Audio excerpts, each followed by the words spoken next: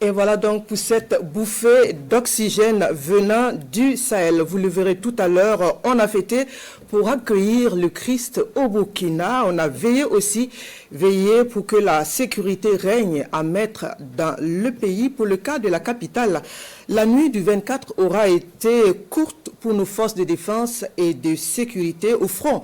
Elles ont été contre l'insécurité. Des sorties mixtes ont pu cerner les axes de la capitale. Des équipes de journalistes ont pu suivre quelques dispositifs de patrouille. Le point avec Adama Guiti et Moussaki.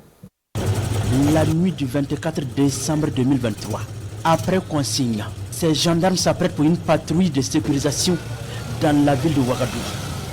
Le dispositif se met en marche. Les motorisés devant et les pick-up derrière.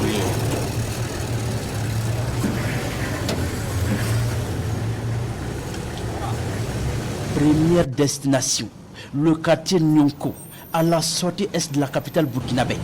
La coordination de cette sortie est confiée à 2 lieutenants. Judy Kael connaît de la gendarmerie et Karel Bakiono des soldats du feu. La mission décide d'installer un checkpoint entre Nyonko et Saba. Le contrôle des documents d'identité et des engins est minutieusement mené. Avant-hier, ils ont pris moto de mon frère, donc on a cherché ça, mais on n'a pas eu. Mais on voit que dans cette manière, on peut retrouver plusieurs motos, donc je vois que c'est un bon travail. Mais ce commerçant de produits prohibés dira certainement le contraire.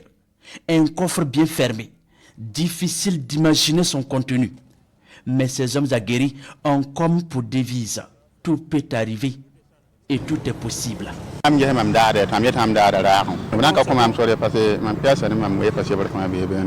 Effectivement, on a ces documents à notre niveau et ça va sur les voies normales pour éviter que ces gens de trucs ne circulent dans la ville de Ouagadougou et un peu partout dans le pays.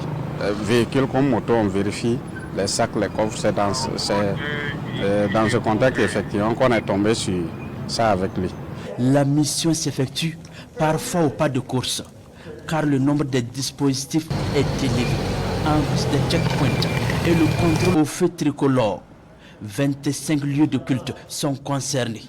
C'est le cas ici à l'église Notre-Dame de Kolgnaba, avec pour chef le capitaine Guy Ouedraogo. L'équipe constate l'effectivité des dispositifs installés dans tous les 4 coins de Ouagadougou. Des éléments mobiles des soldats de feu sont de la partie, prêts à intervenir en cas d'accident. Cet élément motorisé contient tous les éléments médicaux de première secours. Il n'y a pas de problème. Dès que nous sommes seulement avertis au niveau du CCOT, nous déclenchons cet élément et en mesure d'intervenir avec tous les différents éléments médicalisés.